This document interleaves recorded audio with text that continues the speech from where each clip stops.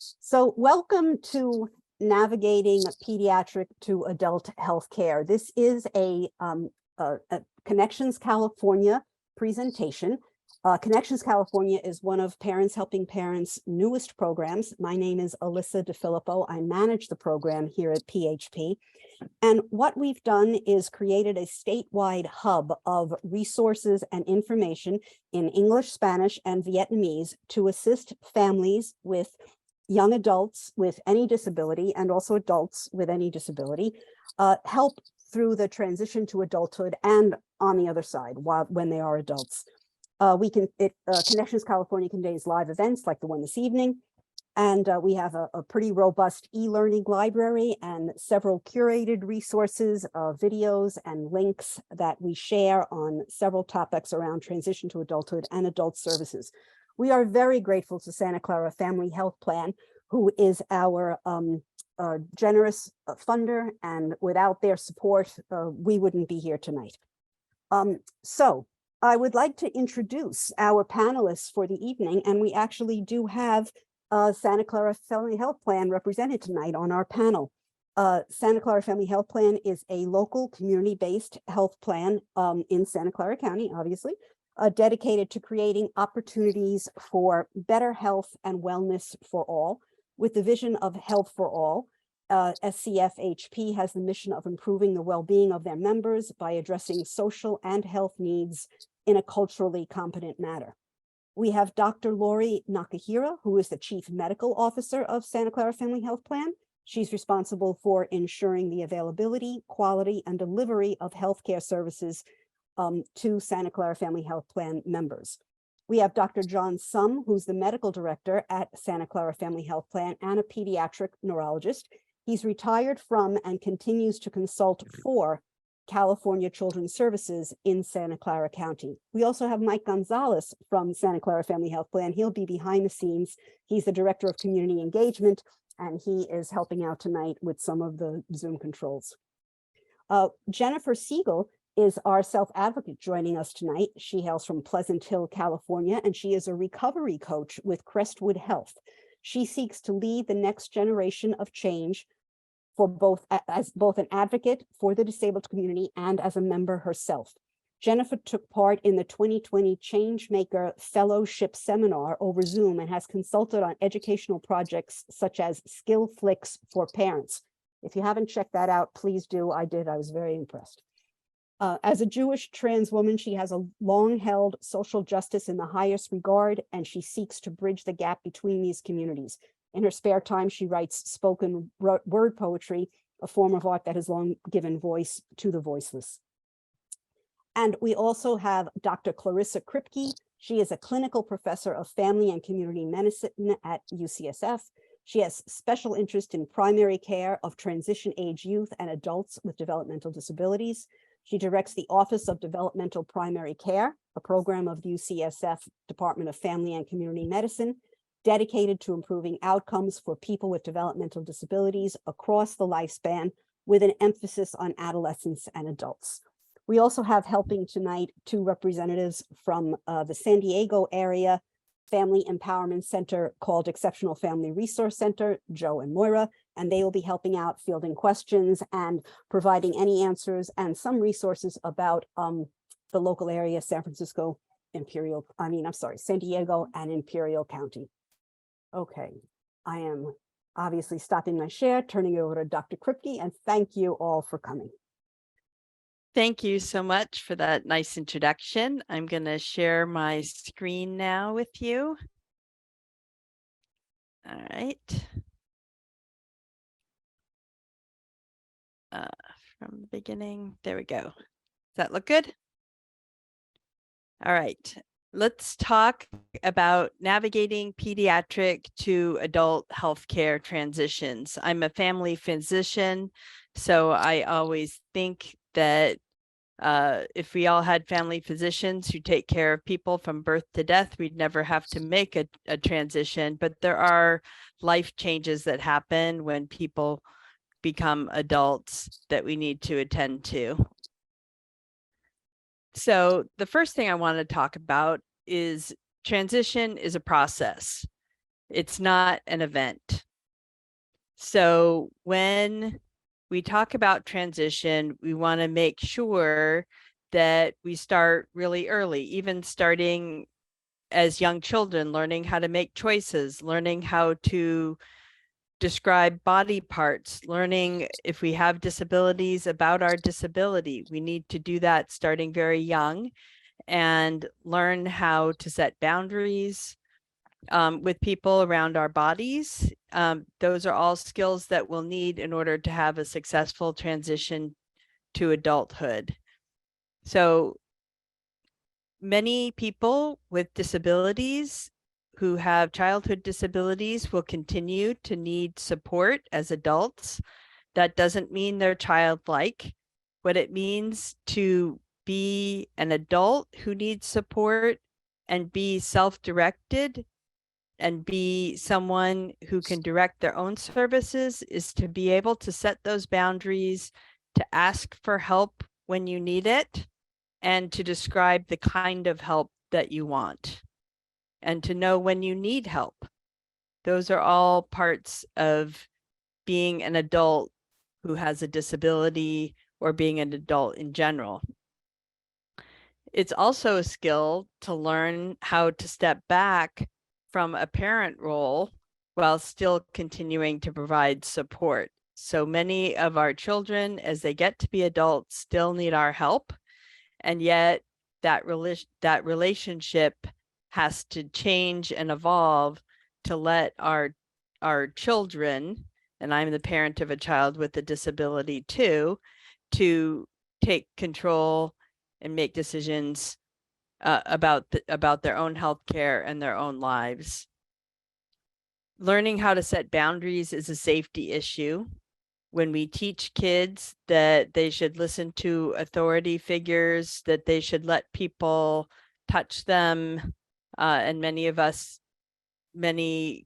people with disabilities who need personal assistance may have caregivers touching them, people they don't know touching them to help them with personal support, but they need to be able to say what kind of touch and when it's appropriate and when it's not appropriate, and decide who can touch them and when they can touch them. And we need to start early by not telling kids that they that they can't set those boundaries, that they have to give someone a hug or allow someone to give them a pat on the head or touch them if that doesn't feel comfortable to them. So on this slide, you'll see a resource. What's next? A self-advocate's guided tour through transition for parents and other supporters.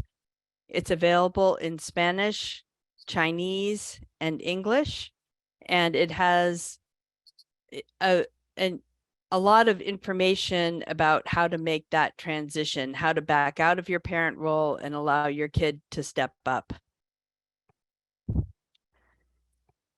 Communication is the foundation of patient care. 80% of making a medical diagnosis is based on the history you get from the patient. And so it's critically important for people to be able to direct their own lives and their own health care, and for people's health to have a way to communicate. Everybody communicates. We need to find a way. If your child doesn't have a way to express themselves, if they don't express themselves through speech, and they don't have augmentative and alternative communication methods that allow them to express when they're being mistreated, that allow them to say what's wrong in their body or what doesn't feel good or what does feel good, or to make choices, then that needs to be a priority.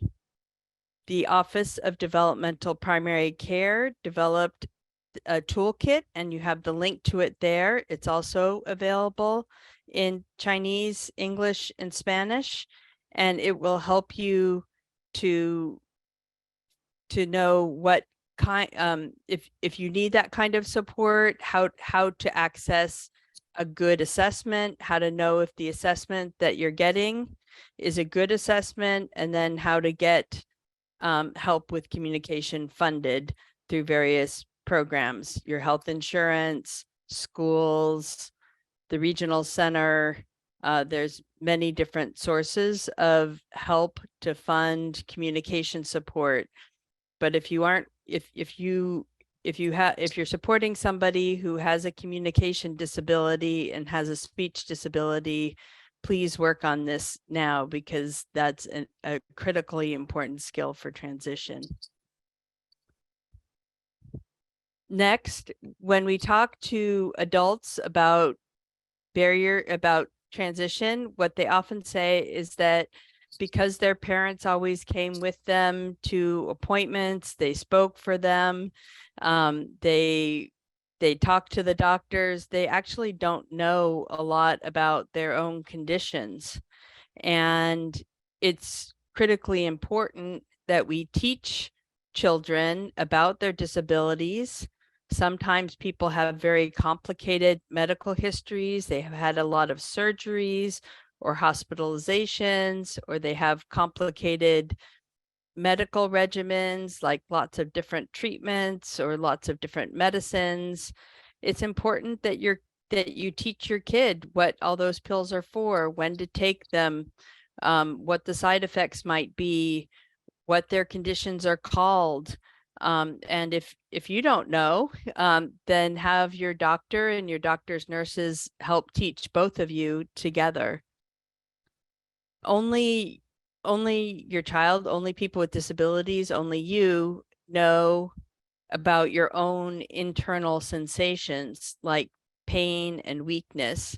And so it's not okay for a doctor to ask your parent or to ask a supporter what's going on with you. We need to be able to ask you. And so when people are kids, usually their parents speak for them, but learning how to describe what's going on inside your body, learning the words to use, learning how to talk to a doctor is a skill, and it needs to be practiced when you're still a kid.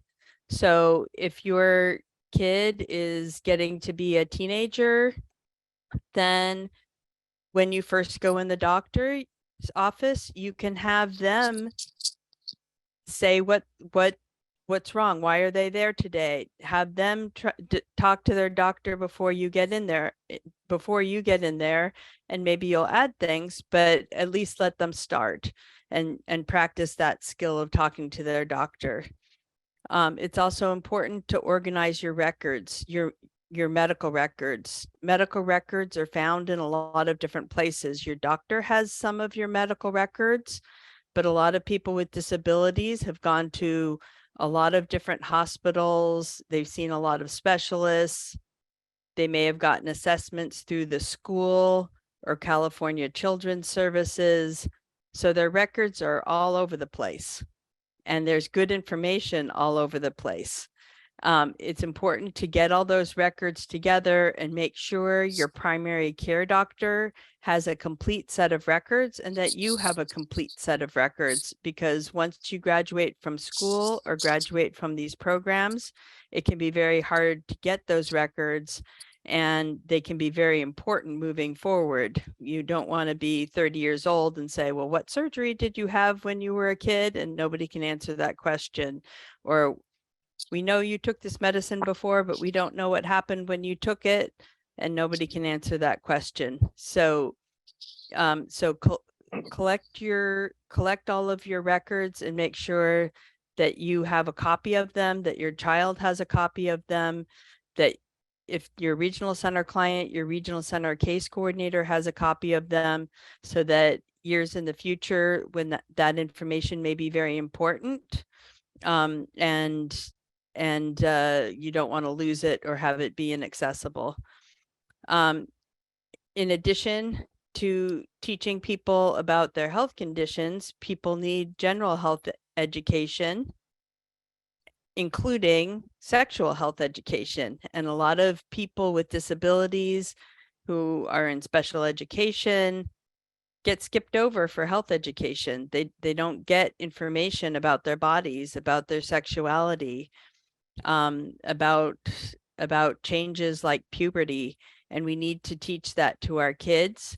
And here we have a resource for you to help start that conversation about sexuality, so that people can have general health education. They're not going to be able to report on what's going on with their body if they don't have the words for their body parts, including their sexual body parts. It's very important to talk to people about sexual health and sexual feelings, as well as general health care. Healthcare decision making. So everybody needs support to make decisions. When I see patients who don't have disabilities, they frequently bring family members with them to appointments, or bring friends or other people with them to appointments to help them have another person listen to what the doctor's saying and to make them feel supported in the doctor's office. So people without disabilities do that, and people with disabilities also need support to make decisions. And sometimes people feel that if they have a child with an intellectual disability, or who has a speech or communication disability, and they know that their child is going to continue to need support and help with going to the doctor's office, they can feel like people can suggest that they go to a judge and get conservatorship. But we are moving away, the disability field and the medical field and the law is moving away from conservatorship and towards supported decision making, which is what we all do, which is to bring trusted family members and supporters with us to help us make decisions. And so supported decision making empowers people with disabilities to name a trusted supporter to be with them when they go to the doctor, and to help them make decisions, help them understand what is going on, help them communicate their choices. Other things you can do with the health plan, if your child needs assistance with calling health plans, making appointments, dealing with their medical bills, that kind of thing, you can fill out a piece of paper called an authorized representative that allows someone else, a parent or a friend or someone else, to help you with those things. You can also get a power of attorney, which is a legal form that says I'd like this person to help me help me by making decisions for me. And there is a brand new law, a next of kin law, California Assembly Bill 2338, that allows families to stay involved in healthcare if the person wants. So some families are very worried that when their kid gets to be 18, they will no longer be able to provide support to their child at the doctor's office or in the hospital. But this new law says that you can, and all you have to do is either your child says, yes, I would like my mother, my father, my sister, my friend to help me, and they just have to tell their doctor that they want them to make decisions for them or to help them make decisions.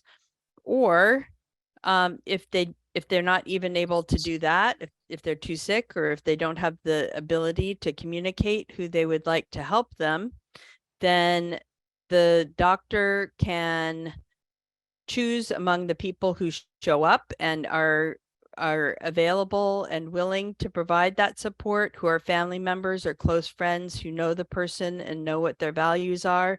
The doctor can pick someone to make that decision, to make decisions for them if they're not able to make decisions for themselves. So that's a new law, and that law should reassure people that they can continue to provide support to their loved ones even after they're an adult. If you want to learn more about supported decision making for people who have communication disabilities, who don't communicate through speech, who communicate through augmentative and alternative communication. We have a whole guide about how that works in practice, and we do it. My patients are mostly patients who have very complex disabilities, who are medically fragile, so they go to the hospital a lot, and most of them do not have conservators, and it works just fine. They're mostly regional center clients who have very complicated medical problems, and most of them are not conserved by a judge. It's important to tell healthcare professionals, your doctors, what is normal for you when you're well, so that they'll recognize what's not normal for you. If you go to the doctor and you normally walk and you normally talk and you're not walking and talking, they're going to be worried you're sick. But if you always used a wheelchair and you never talked, then maybe that's normal for you and you're not sick. So if they don't know what's normal for you when you're well, when you're at your best, they're going to have a hard time knowing when you're sick. So you can, some of these resources are forms to help you fill out that say both what you look like when you're healthy, what kinds of disabilities you have, and then also what helps you in medical settings, like how do I cope with medical procedures? This is what you can do to help me if I need my blood drawn or if I need a physical exam. These are the things that will be useful. This is how I communicate. If you need to feed me, this is how to do it. This is what I need. So a form like that says, what can your doctor do to make the appointments go better, to make exams go better, to make the healthcare experience go better? They shouldn't have to guess. It's good if you've had that written down and you have it ready in your medical chart. So you've given it to your doctor ahead of time. And then you also have it in your bag. If you need to go to the hospital or the emergency room, you have it in your bag ready to go with you. There's also a form for preparing before a doctor's visit that can help you to work with your child so that they can make sure that they know, why are you going, what do you hope to get out of the visit? What questions do you have? And then information from the visit for afterwards, like, what am I supposed to do next? Do I have to go pick up medicines? Do I have to get a test done? That type of thing. So there are some forms that help write down what you want out of the appointment and then what happened at the appointment. On the website, there's also a bunch of forms to track everything from your periods to your bowel movements or poops, to your food, seizures, everything, your vital signs, what medicines you've taken and haven't taken. There are forms to track it all. And as you get older, and especially if you hire paid aides to help you with some of this care, it's going to be very important to create a system to write that stuff down, because you may, if your child is living outside your home, or if your child on their own as an adult, if they're using, let's say, the bathroom by themselves and flushing the toilet, you may not know whether they've had a poop or not and whether they're getting constipated or not. So part of transition is teaching people how to describe, how to keep track of stuff like that. And there's a bunch of forms to help them keep track and help you keep track of what's going on with their health, so you can tell your doctor.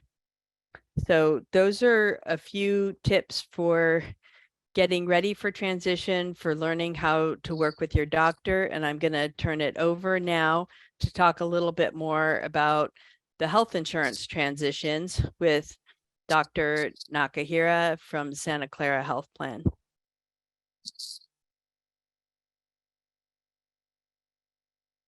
Hello, I'm Dr. Nakahira, and good evening. I want to thank you for having us here tonight. I think Mike is going to be bringing up slides in a moment, but I want to just kind of go over, we know how difficult it is navigating the healthcare system with many challenges that are just in everyday getting healthcare, but there are additional challenges when they have children with special needs. We're here tonight to help navigate some of these challenges and transitioning from pediatric care to adult health care. Next slide. I'm going to go start off with an overview of some of the terms we use in healthcare on an everyday basis, because at times we do forget that this is a very different language for many people, and we use it on an everyday basis.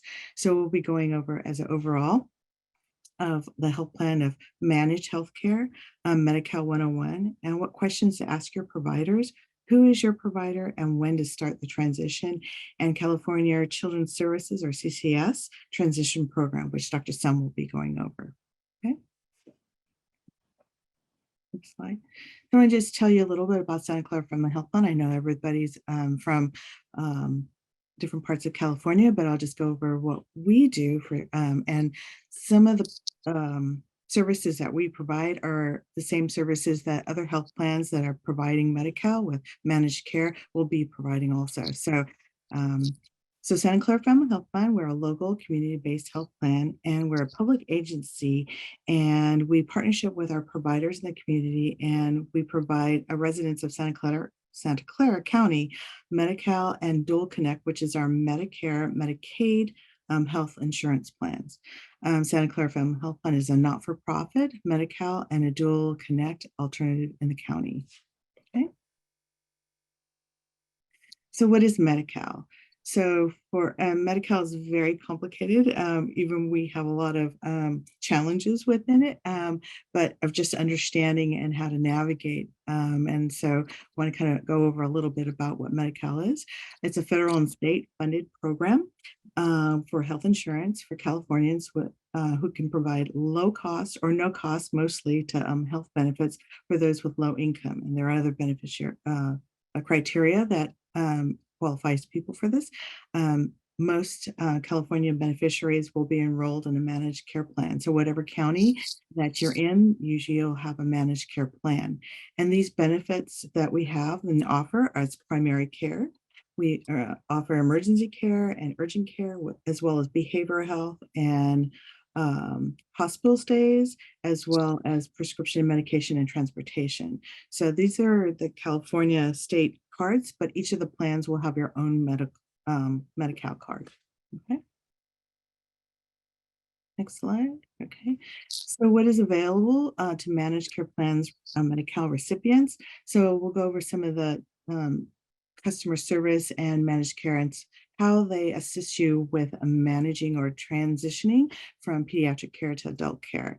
So customer service answers questions about the health plan and the coverages and some of the services that you can are available to you. They will help choose a PCP, or if you have a provider that is not fitting your need, you can also work with your customer service for changing to primary care physicians. They also tell the members where they can get their care and when it's needed. Okay. We also have, sorry, get rid of that there. Also help schedule for free transportation for your health appointments. And if you have received a bill, they can also assist you with if there was an error. Okay. And we also, customer service will also have take complaints against, a provider, a vendor, or even the health plan in itself, and then we'll investigate. And with case management is available, and we have nurses, social workers, who can help explain and navigate through the system. They also coordinate and arrange care with providers, and they do transition of care, which what that means is when you're in a hospital or even in the emergency room, they'll help transition from like one hospital setting to a different setting. It could be to your own home or to another facility, like a skilled nursing facility or rehab. And so they will what they'll help you arrange for is not only transportation with the hospital, they'll work with the hospital, but getting the medical records to not only the next your providers, but also doing like med reconciliation. Because many of the times when you're getting new medications, they'll tell you start this new medication and come off this medication, and they'll give you a ton of paperwork from the hospital or the emergency room, and it can be very confusing. So case management can go through the medications, which medications they recommended from the hospital or the emergency room to stop when you're on the new medications that they started. Okay, they can also do when you're transitioning from hospital to the home. They can also assist with like home health care, getting aids, physical therapy, evaluation at home, so that it's a safe transition from the hospital to the wherever you're going to, like a new site or even to your home, to make sure that you're, let's say you're on crutches or you're on a front wheel walker, that they can come to evaluate your home to see how you can make it safer for that time when you need extra services or you're disabled at that time. Okay, they can actually also schedule translators, and so that when you go to your provider, or let's say you're even going to getting an x-ray, they can arrange for translators to be with you to help translate if a language is a concern of yours, of being able to understand what's going on, or a procedure. Okay, we have here a coordination of care. Now, when we talk about coordination of care, again, there are many things to coordinate so they can assist you with this. So your appointments, your providers, your doctors, medications, transportation, translators, you have medical equipment. So as you're transitioning from pediatric care to adult care, some of your equipment may be getting older, is broken, and you need new medical equipment. Previously, if you're with CCS, and you age out of CCS, the health plan will take over replacing that equipment, and case management can also help you get that authorization from your provider and getting the medical records necessary to meet the criteria to get this new equipment. Okay. And then there's also behavioral health. So case management works with behavioral health providers, and also getting screenings and to see if you need behavioral health services, that we line up the service for what's appropriate for you as a member or your child, or if there's other needs, just getting an assessment. Okay, we also help with IHSS, which is in-home support services. So as an adult, sometimes you will be living in like your own apartment. So let's transition, but they need just a little bit of help. We can actually help do this application with you, and we help you submit this application so that you get in-home support. Okay, case management also does, if you other services, like if when you're aging out of CCS, that we do complex case management and help coordinate again with that, and help getting services, as well as community-based supports, which is a new program for Medi-Cal and health plan, Medi-Cal managed care health plans, and that's throughout the state. Okay, going on to the next slide here. So what are the questions you need to know? What type of providers do you have? So these are some of the questions that, do you have a pediatrician? A pediatrician is a provider who provides care from newborns to 18 to 21-year-olds. And again, that depends on the doctor and also the patient of what is appropriate for the patient and the provider. Some providers don't provide care. Pediatricians don't provide care up to 21. So that's a question you need to ask your provider or pediatrician. Family practice providers, they can range from newborns to adulthood, but that again is dependent on the family practitioner. Sometimes they will not take newborns and take children into childhood, but it will be dependent on the family practitioner. And then again, the health plan can actually help range for that, because they have a list of the family practitioners and providers and the age range of which they accept their patients. Okay. Internists are somebody who's going to be transitioning the pediatricians to an internist or a family practice. And internists provide care from 18 years old and older. Okay. Nurse practitioners are nurses with an advanced degree and practicing nursing. And most of the nurse practitioners will do primary care, but many do go into specialty care like behavioral health. Okay. And specialists provide are specific to organ systems. So like the cardiologists specialize in heart disease and heart problems. Okay. So what other questions you should be asking is, what age does your pediatrician treat up to? Because again, if your pediatrician is only treating up to 18, you might want to start transitioning by the time you're 17, have that conversation, who would be best appropriate for your child. And the child should be also asking what is appropriate for them, their needs. They want a female provider versus a male provider, or a male versus female. Sometimes that makes a difference to the child. Okay. And when should you start to look for an adult provider? And if you're a CCS patient, Dr. Sam will be going over some other reviewing CCS.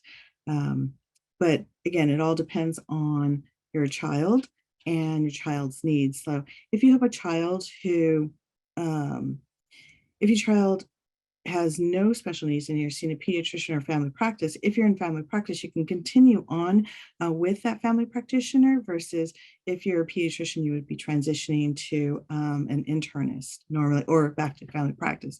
And some of the questions you could ask, if you have a provider, you can actually be transitioned to your patient could be transitioned to the parent's provider too. So sometimes it just makes it easier for arrangements for transportation, getting all appointments all at the same time period. So those are some of the questions you should ask. I do recommend that, Dr. Kripke said, that making a list of your providers and your needs and the specialty, so that they can line up your specialty needs as a child to the adults. Okay. And what I also wanted to, I know my time's coming up a little bit, but the health plan is here to help support you and your concerns and your needs. And whether you're part of Santa Clara Family Health Plan or another managed care or Medi-Cal plan or a commercial plan, you should have a member card, and on the back of it should have member services card or customer service that you can call them. And if you have any concerns or any needs, you can call them and they can redirect you to case management, behavioral health, even pharmacy if they have pharmacists available. And then, and so it should be on the back of your card. Sometimes they even have case management's number on the back of the card. So I do want to make a plug for any Medi-Cal recipient who has Medi-Cal at this time. We have redetermination that's coming up. And so the state will be sending you a packet for enrolling in Medi-Cal. And this is for updating your phone numbers, your address, and also making sure that you are not disenrolled, so there's no interruption to your services, okay, if you're a Medi-Cal recipient. Okay, that's all for my presentation at this time, and I'll pass it on to Dr. John Sung. Great. Thank you, Dr. Nakahira, for reviewing what the health plan is able to do for children who are transitioning to the adult world. Next slide, please, Mike. So again, as they mentioned, I am now a medical consultant for California Children's Services here in Santa Clara County. And one of the things that we do in Santa Clara and is actually done in all counties by the CCS office is every CCS office does have a transition program that we're responsible for maintaining. And it's a program that's designed to help transition our CCS clients to adulthood. as Dr. Kripke mentioned, transition is a process, and it can occur as early as, early teens. But for us at our office, we do 2 formal transitions just before the child turns 18 and right before 21 years of age. So we get 2 chances to help people out with their transition to adulthood. The way it works is we have a large database of our clients, and we every month we pull up a list of everyone who's going to turn 18 or turn 21 6 months from that date. In January, we'll get everyone who's born in July and try to get that list out and send that list to our nurse case managers as well as to our therapists, and try to figure out which one of those clients are going to be people who need ongoing complex care and so would really benefit from a transition. Once we identify those people, then we will usually have a case conference internally among us to review the child, make sure everyone who knows the child gets together, and we have a meeting where we go over what we think the needs are and if there are any special circumstances in that case. And then once that's done, then we arrange for a formal meeting with the parent and the parents and the client, usually with the medical social worker, the nurse case manager, the therapist, and so on. Again, to go over the entire case with the family and to see what needs there are and how we can help them make that transition to adulthood. Although we usually look for people who have ongoing complex needs for the transitions that we do. Anyone, including parents or even primary care physicians or anyone really can refer a child who they think might benefit from a transition. They can call our office and we will set that meeting up. In any case, have the internal case conference and then a meeting with the family. Okay, next slide. So as I mentioned, we do 2 transitions, mainly 18 and 21. And the 18-year-old transition, the biggest thing that we do there is that, again, at that point, the child now legally becomes an adult. So again, we try to do it actually before they turn 18. So again, 6 months before we start gathering those people together and start getting ready to meet with the family. One of the big issues is PHI, or protected health information access.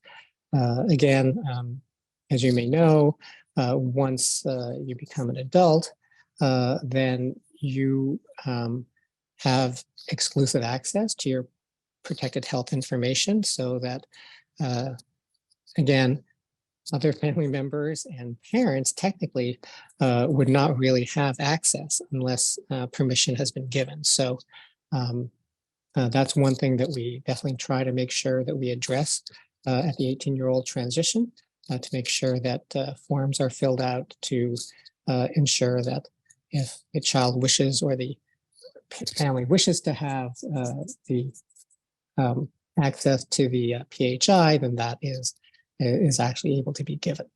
The nice thing about CCS is that when you're 18, you still have 3 more years left of CCS ahead of you. So you don't lose any CCS at all, any of the benefits. So it's fortunately a little bit low pressure when we do the transition at 18. But SSI, I believe, is something that is discussed by our social workers during this transition, because there may need to be some redetermination if you're on SSI, because then the rules change and you have to use adult as opposed to child rules for SSI. Every year, again, Medi-Cal eligibility does need to be checked, but we do really make sure that people are aware that they need to check their eligibility at 18. the laws have changed a little bit. And again, as Dr. Nakahira mentioned, Medi-Cal is incredibly complicated, and there are so many different ways of being made eligible for Medi-Cal. And because it's so complicated, you really should just be checking maybe with the social worker at CCS or at the Medi-Cal office, just to make sure that you don't, the child does not lose any benefits when they turn 18. Dr. Kripke had mentioned conservatorship as well. Again, that's something that some people do. We do talk about it at 18, especially for children who may not be able to make decisions on their own. The conservatorship is one way to ensure that, again, the parents have access to PHI, and that there's no question at the hospitals or the clinics that the parents are legally allowed to look at records and take care of the child and make decisions for the child. As far as the 21-year-old transition goes, again, that one is a little bit scarier for our CCS folks, because when they turn 21, then you actually do lose CCS coverage at that point. So again, important to check for Medi-Cal eligibility, though the good thing is that if the parents have Medi-Cal, then the child can stay on the parents' Medi-Cal until they're 26. And the rules for Medi-Cal are a lot laxer. I think there was a new law passed a couple of years ago, which expanded youth access to Medi-Cal, so that even if you're not on your parents' Medi-Cal, it becomes relatively easy to maintain Medi-Cal eligibility after 21. Next slide. So just want to let you know just about a little bit about what we, the social worker, the nurses, and so on, talk about at the transition meeting with the parents. Again, one of the big things, of course, is going to be healthcare, and I think Dr. Nakahira and Dr. Kripke went over that quite well. Again, depending on the maturity of the child, we may or may not delve into sexual health. And of course, I put down here as well mental health. That's another health issue. And again, this is oftentimes discussed with the social worker and the parents, depending on the maturity of the child and of course, how the parents feel about these things. But we do provide links and brochures to resources in Santa Clara, and every county, in fact, does have their own behavioral health services. And of course, there is Planned Parenthood as well as far as sexual health goes. Education is another thing that topic that has gone over. Again, not everyone wants to keep going to school or has the desire to continue education, but it's something that, again, we encourage the families to talk about with the child as far as their own educational goals. You know, do they want to complete high school or get a GED? Do they want to go to college or vocational or community college or do a certificate program? And again, talk about financial aid, grants, scholarships, and so on. So again, education is for some people, not everyone, but something that is talked about at the meeting. Some people just want to get out and just start doing work and starting their career. We will oftentimes refer folks to the Department of Rehab or to Job Corps or CalWorks. Again, there are a lot of resources. Again, it depends on your county, which resources you have. In Santa Clara, we have Project Hired and Work to as well. So again, you probably, when you have your transition meeting with your local CCS office, hopefully they'll go over all of that. Part and parcel with that is, of course, transportation, you know, getting DMV placards, getting paratransit, again, especially if you want to go to work or to school, you know, how can you get there? In Santa Clara County, we have VTA paratransit that people have access to. And then again, there are also just community activities. Some people who aren't interested in work, they want to make sure that they get involved and are active in the community doing things. And again, there are a lot of resources for that that our social workers will go over. Finances, again, a big thing as well. Depending on the child, will they want to be able to manage their own bills, their banking or budgets? Housing, sort of part of that as well. And oftentimes we'll refer to the Office of Supportive Housing. And as Dr. Nakahira mentioned, IHSS is another resource that the health plan actually also helps with. NSSI and general assistance, there are other resources as well. Dr. Nakahira also mentioned the DME issue. I think Santa Clara Family Health Plan is really good about DME, but if you have a private insurance and you're in CCS, sometimes private insurances aren't quite so good about DME. So especially when the child is turning 21, we really try to make sure they get in for their transition so that we can make sure that the therapists and the nurses are ordering equipment that's going to be there before they turn 21 if their wheelchairs are needing to be replaced and so on. Certainly things like hearing aids, for example, which oftentimes are not covered by private insurance, are things we want to make sure that we get those done before the 21st birthday. And then, of course, there are other issues, legal supports and advocacy. Again, as a adult, the child does have their own legal rights for healthcare, and it's important that the child knows and the family knows what their legal rights are as far as healthcare goes. Again, any other issues that come up are also discussed. Sometimes there are other issues that don't fit any one of those categories, and we do go over those as well with the family. Again, at both 18 and 21 years of age. And I think that's what I want to say about the CCS transition program. And now I guess I'll turn it over back to Dr. Nakahira, or I think perhaps Jennifer might be up now. You're done? Yes, Dr. Nakahira? Yes. Yes. Okay. Well, thank you all for those wonderful presentations. And now we'll hear from Jennifer. The stage is yours. Thank you. So before, I'm going to tell Jenny Levy's story, and I think you'll find when I'm about to go over a lot of overlap, especially with the presentation that Dr. Kripke gave, a lot of overlap seeing what happens when we don't follow this advice.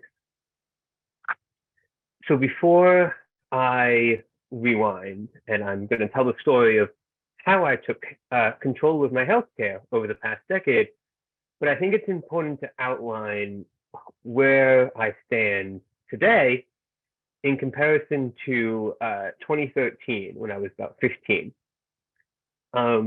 Because at that point, not only could I not tell you the name, dosage, or purpose of any of my half a dozen medications that I took each morning, I was just generally not an active participant in my healthcare. And when you compare that to today, when not only can I tell you which medication I take to counteract my high cholesterol, I can tell you that runs in my family, and I can tell you that it's made worse by another one of my medication. And I can tell you these details for all of my medication, and I can choose to name them or not, depending on the context. I'm not going to list out every medicine I take to everyone here, but that is a choice that I am making, not one that is forced upon me. Because today, I do know the details of my medical care. I have doctors that I trust who respect my needs as an individual and who generally work with me before I start taking any medication. But then again, at age 15, I couldn't tell you any of that. I didn't have any more control or understanding of my healthcare at that point than I did of my hormones, which at age 15 is to say none. And that pretty much continued more or less until age 18, when something happened.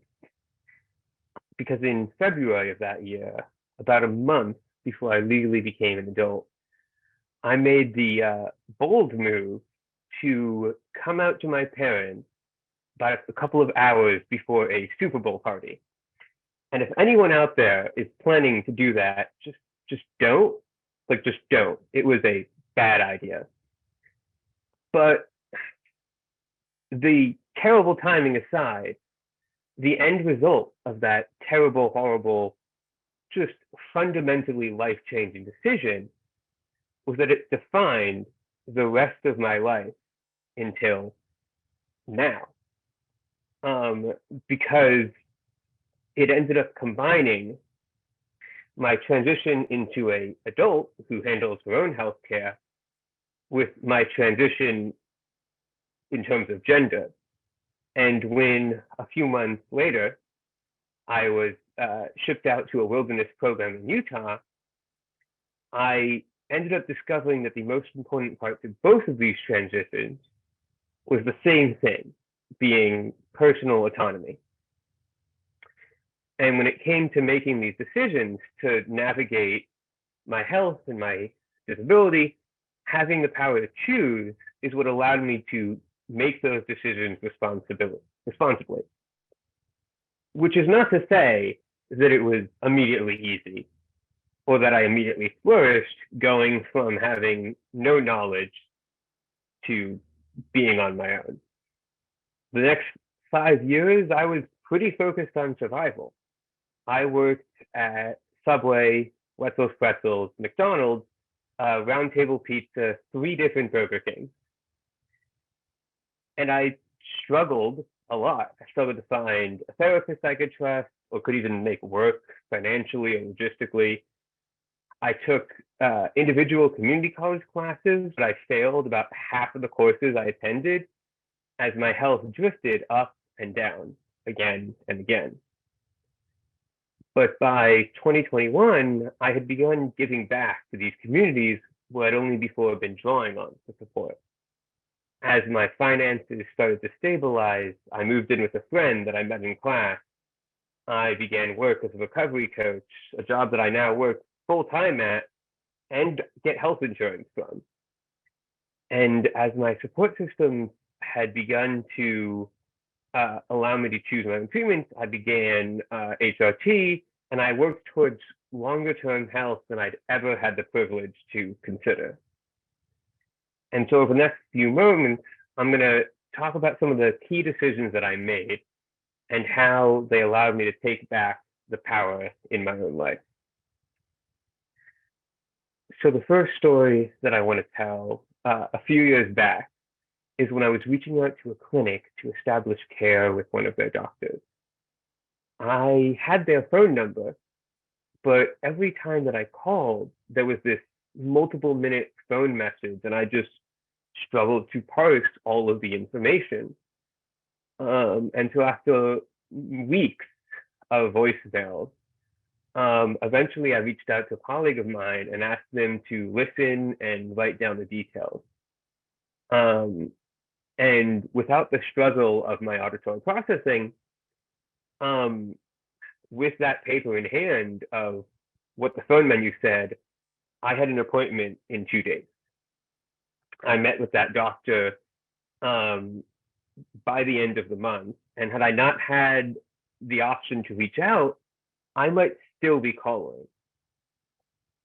And while the obvious moral of that story is to post a text version of the phone menus, I do think it's important to go a step beyond, because later in conversations with that colleague, they said that the message was hard to understand. She had to listen to it twice herself, and that if she had been frustrated trying to get herself healthcare, she might not have been able to make sense of it. And I think that too often we forget that gaining access to services is an incredibly long series of tasks. And often the nature of healthcare is that the groundwork is going to be performed by someone before they have access to healthcare. And with that in mind, and with my experience, the points in contact that are accessible are the ones that people are going to use. But when none exist to be accessible, I'm going to be relying on others. And being willing to open those doors, even for a task as basic as a phone menu, is one of the most valuable things that we can do as service providers. Having friends and colleagues that I was willing to delegate those roadblocks to is one of the harder and more recent steps that I had to learn. But next, I want to go back a few years to one of the first lessons. Because for most of my childhood, the focus around my disability was how can I justify that this disability does exist? And while part of that came from my living situation and some of the less than ideal situations there, that mindset of needing to justify is something that I see from a lot of my peers who are just trying to justify their presence. And it's harmful. The stress of waking up on the floor from a seizure is a lot. And immediately needing to check in with someone else, not myself, is something that taught me to ignore my needs in the long term. So when it comes to other, maybe less extreme, but still hard sensory experiences, something like a mouthwash that burns, or a socks that might feel like needles, the lesson was backwards. The focus was, what do I need done? But what can I convince someone that I need? And I learned one week, my health was particularly bad. I was working at Burger King, and my boss, with no disability paperwork, fully unprompted, goes up to me and says, just tell me if you need to sit down, I'll cover the register for a bit. And I don't think it's a coincidence that Burger King was my longest held job in food service. But once that mentality began to grow, I was seeing myself handle things that I had never been able to. I brought kids' toothpaste, kids' mouthwash. And I finally formed that habit in my 20s. I bought 20 new pairs of socks, and suddenly the bad noises weren't so loud. I gave myself permission to spend money so I could eat food at work, and I was able to make it through 8 hours without collapsing. And I started to realize that enduring this pain wasn't something that made me stronger. I gave myself permission to do what works for my disability. I found solutions, and I found success that I could not have dreamed of. And as I solved these issues one by one, not in the cheapest or most justifiable way, but the one that I knew would work for me, I found that I could endure more. Most of us have heard the saying, give a man a fish, he eats for a day. Teach a man a fish, he eats for a lifetime. But we always forget that you can do both. That it's so much harder to be patient when you're hungry, and that you can't learn to fish on an empty stomach. Because once my stomach was full, I learned I was actually pretty good at it. And there's one more story that I want to tell. Earlier, I mentioned that my healthcare and gender transitions became linked back when I was only 17 years old. But the fact is that those were linked long before I could name either of those things by my lack of autonomy. And I'm not really sure when that got taken away, because I know I didn't have autonomy at 17. I was getting shoved into programs and locked behind doors. I was told that I wasn't allowed to be trans. I rarely got what I wanted, and I wasn't, like, forget making any real decisions on my seizures, my autism, my newly spiraling depression. I had to abandon and wall off basically everything and everyone to take control of my life. But I turned 26 this month, and having spent the last 8 years doing that, taking control of my life, my decisions, and my health, I have to think that we could go back in time and there was a path where I didn't have to take control by leaving every support network in my life, where I was given control slowly and surely. I was handed the driver's seat. And then at age 18, I just confidently was driving my own life instead of locked in a medical building. Where my health was taken seriously, not as a distraction. Where the solution to ADHD wasn't to focus like a laser beam, and where the people around me understood that what I was saying was what I needed to accommodate in ADA recognized disability, and when they believed me about that. But the story I want to tell you, the one time that I was allowed to choose, entering kindergarten, I had two options for a school aide, and my parents arranged for both of them to come to the house one weekend and meet me. I was asked my opinion, and I took it very seriously. And so as a kindergartner, I opted to choose the classroom aide I felt safe with, not the one who had a kid to trade Pokemon cards with, but the one who I felt safe with. And at the age of 5, I made a decision for my own healthcare based on my feelings. That classroom aide was named Wendy, and I would continue working with her for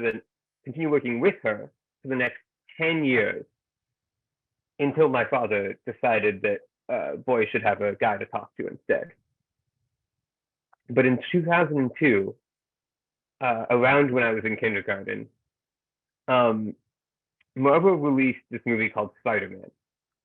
And there's a famous line in that movie: with great power comes great responsibility. And what everyone forgets is that the main character wasn't responsible before getting power. That having power is what allows us to take responsibility and make that jump in the first place. Not to leap tall buildings in a single bound, but to stand up for the justice that we deserve and make the lives for ourselves that we want to live. To be a part of the conversation in our own lives. And if you can give that power to a kindergartner, you can give it to an adult.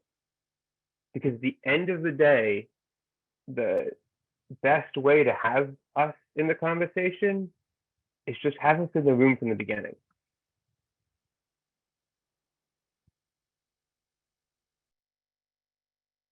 Thank you, Jennifer. I appreciate hearing that the second time more than I did the first time. So thanks. Thanks to all our presenters. We're going to take some questions now. There are some in the Q&A. There are some in the chat.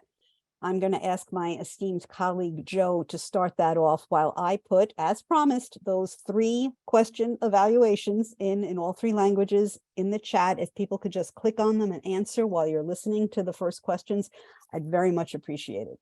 Joe?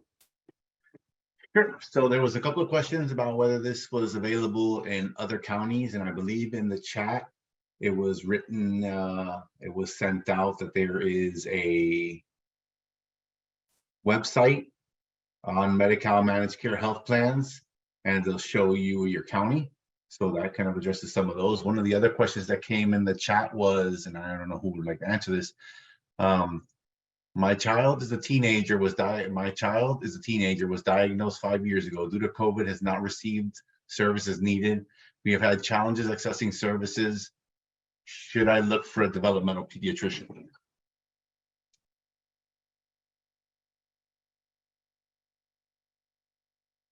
I can't, this is Laurie Nakahira from Santa Clara Family Health Plan. So I'm not quite sure what the services were needed and what they were, the services that were not obtained. but one, I would recommend that they contact the plan so they can assist with coordination of care and finding a provider that is accepting new patients. And also there are some services that we're doing by telehealth. So it's on video. So many of the members weren't able to see the providers face to face, but they are able to use telehealth. So I don't know about the pediatric developmentalist part of that because I don't know what the full extent of the diagnosis is or the need. Makes sense. Thank you for that. Another question was, what is the difference between a next of kin law and the advanced directive form?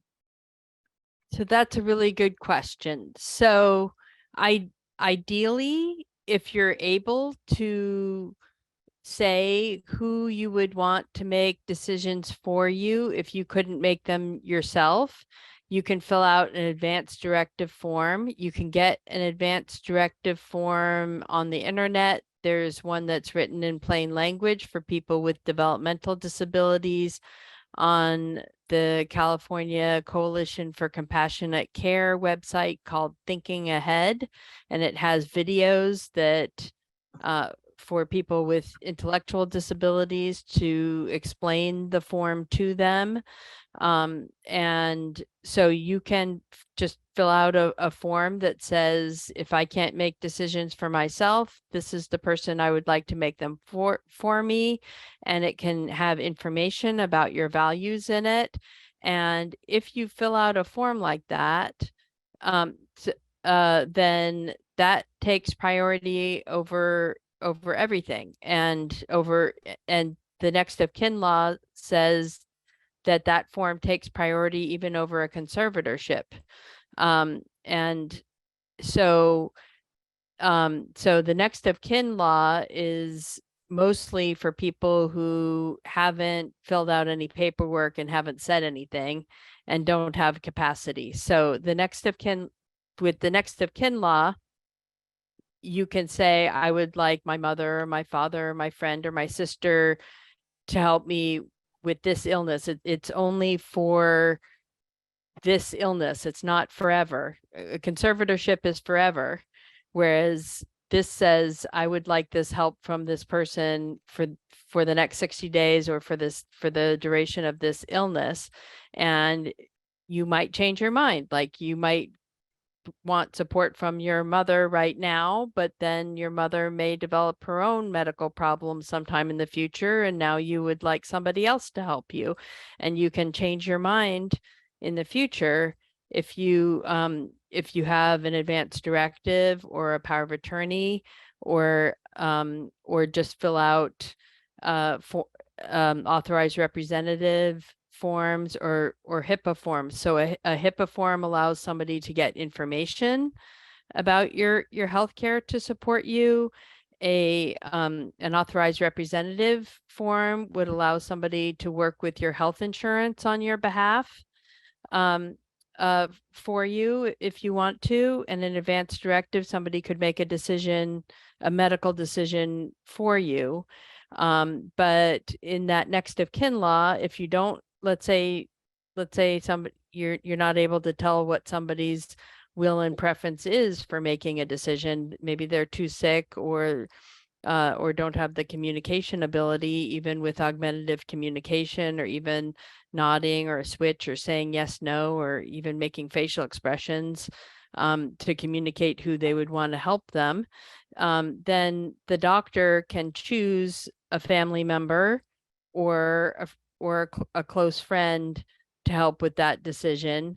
The doctor gets to choose in that situation, but it's only for that illness.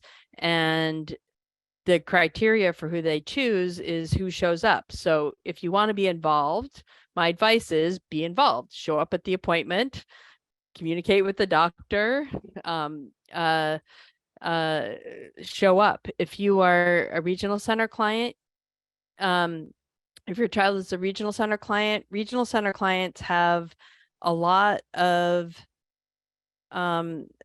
retain a lot of rights. Parents retain a lot of rights in the regional center system. So if you say, I think this is the right medical decision, the regional center is not going to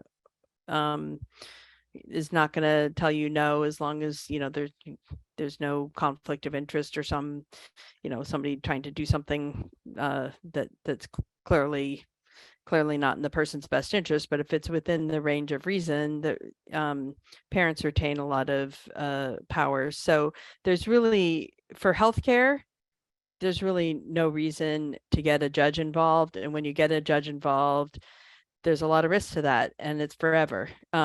It's very hard to undo conservatorships, and you don't know what that judge is going to do. They could hand decision-making rights over to a stranger. So there's another question here, and I think there's two questions that can be combined into one, but it said, we got a letter, but again, no specific information on it. It said, just contact us or you will be disenrolled. Will there be another letter with info needed and where to send it? Will everyone, this is the second part, our second question, will everyone on Medicare need to re-enroll? On Medi-Cal need to re-enroll, even those on SSI associated Medi-Cal or Medi-Medi? Those are great questions. And so for the Medi-Cal packet or letter you may have received, I think that was just one of the first letters to let you know that things packet will be coming. But if you can contact the office, they can also make sure that they send you the packet to the right address. So I know that they've been sending out quite a few letters, and I think July, and I'm not sure of exactly that date. It'll be a rolling enrollment, re-enrollment. And I don't have all the details for that right now, but we can get some for you. And I can't answer those questions for SSI and for the duals, but I do think that it's still the same process because they haven't done the redeterminations in quite a few years. So that was due to COVID. So I think everybody's going to be getting a packet. Mike might be able to answer a little bit more about that if you know any more details. I think you covered Dr. Nakahira on that piece. Okay, and Joe, before we go to the next question, I just want to put another plug in for those evaluations, the evaluation links I put in. If you could please just visit them if you're English speaking. Click on the English, Spanish, click on the Spanish, Vietnamese, click on the Vietnamese, and please give me your responses. Thanks. Another question was, can you explain what type of medical records are considered PHI and what type of medical records are not considered PHI?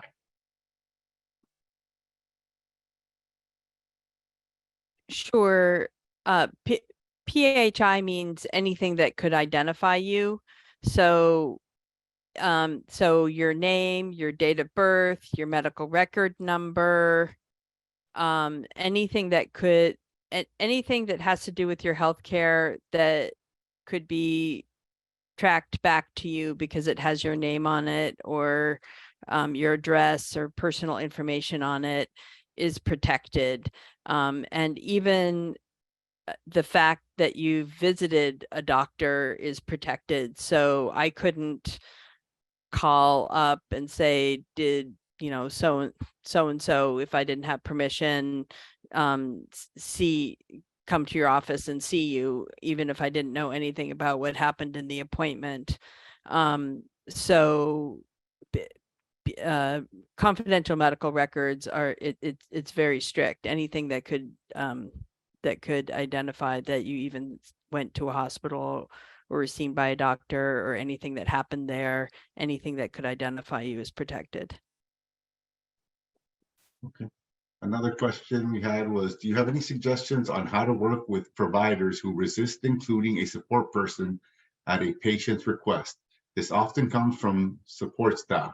I'm looking for ideas other than finding another provider.